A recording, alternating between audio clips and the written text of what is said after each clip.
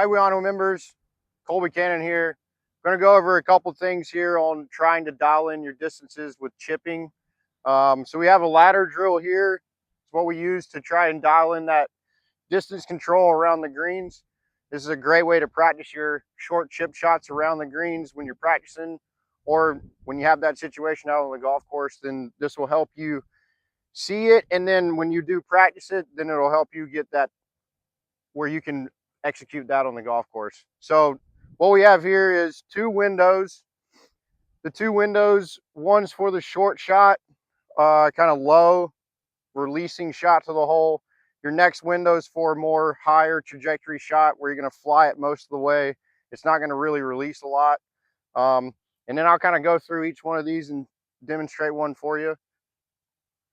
So when you're out here practicing, just make sure that you have like instant feedback on stuff where you can see what's going on in your practicing. So the first shot we have here, I'm going to hit something a little low, try and land it in the first window, and then let it release to the hole.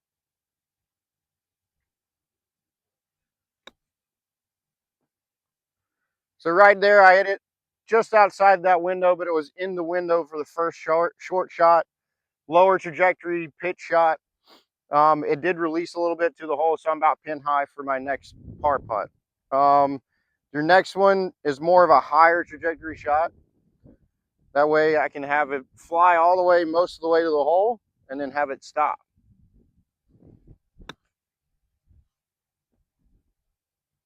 And that's kind of how we do the higher trajectory shot. It's a little bit more precise of a shot. It's a harder shot to hit off of a tight lie, but the more you practice it, the better you'll get at it. Hey, Weano Club members, this is Eddie, assistant golf professional, and I'm going to go over how I practice my lag putting and just making sure we have the right pace control when we're on the greens. So if you want to look over here behind the hole, I've got an alignment stick laid down here. And so this is one pace past the cup, which is 3 feet. And typically when we're hitting lag putts, we don't want to hit them past 3 feet. So we're going to make sure we have a circle around this hole in a 3-foot radius. Just gives us a better chance at two putting. So that's the goal when we're lag putting. So I've measured out different locations here. So this first golf ball, 10 feet, 20 feet, 30 feet, and we're just going to work on our lag putts. So if I were you guys, I'd take a tee and I'd pace out 10 feet, put a couple balls down, and just hit some putts. You know, once you're ready with that, go back to the 20 feet, and then so on, as much as you want to practice. But I'll give you a little demonstration here. I just like to, drop the golf balls down 10 feet, just leave it with a good pace. So I'm looking at this, I have an uphill putt. I'm going to give it a good run and just leave it within the pin and that alignment stick.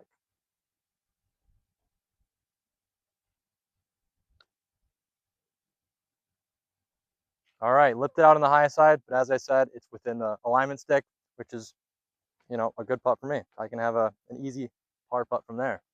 Another thing I like to do is I kind of work my way or work away from the hole is when I'm taking my practice strokes to try to like dial in my distances. I'm going to stand here, stare at the hole, and then take my practice swings. Just kind of gets your mind in the right spot. You're judging the speed better. We're going to do the same thing. So 20 feet, we're trying to lag it within the alignment stick.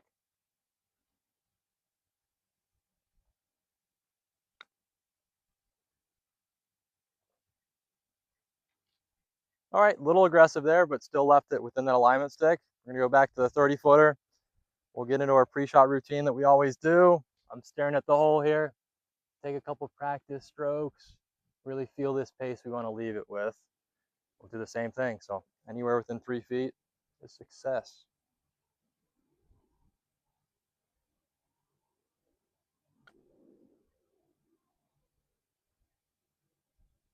Oh, almost made that one. So I left all 3 putts within 3 feet of the hole, and that just leaves us with a better chance to 2-putt for par.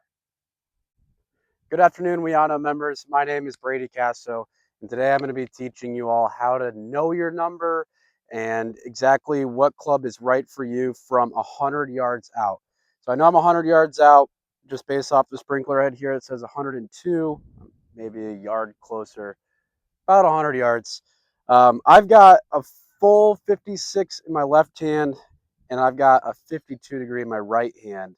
Now I know with a full 56 degree, this is going to spin a lot more. So I need to land it probably a couple yards past, and just given the fact that I know it's going to come back a little bit. I'm also on an uphill lie, so it's going to launch a little higher. It's going to ride up the club face a little bit more. That also adds more spin.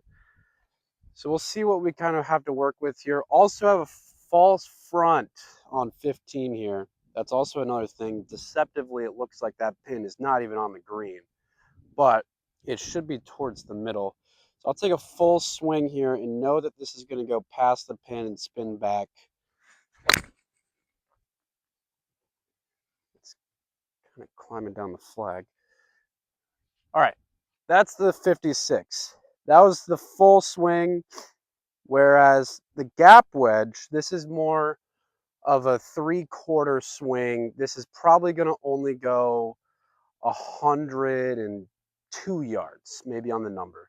It's not going to spin as much because I'm not swinging as hard, because spin or speed creates spin. So this is more of like a 10 o'clock instead of a 12 o'clock on the clock for a swing, right? So I'm going to take this, what I think is only at about 10 or 11 o'clock, kind of a little bit more chippy. It's not going to spin as much. It should just kind of stay in its spot, and we should go make our birdie. Also, with wedges, we're going to make divots. Let's help Nick and his crew out by filling all of our divots when we can. And that's the 100-yard shot. Okay, so we are up here on the green on 15. This ball back here is the 56 degree. You can see this is about 10 feet of spin. While I'm here, we're going to do the right thing, like I said, with the divots. We're always also going to fix our pitch marks just so we can keep these greens perfect. Now over here, this is my gap wedge. Even though they're 4 different degrees of a wedge, this didn't spin nearly as much. So we're controlling our spin a lot more. I'm probably going to take this as a more easier putt, just straight up the hill. Once again, fixing our ball marks. Just 2 different ways to hit that shot. Ladies and gentlemen.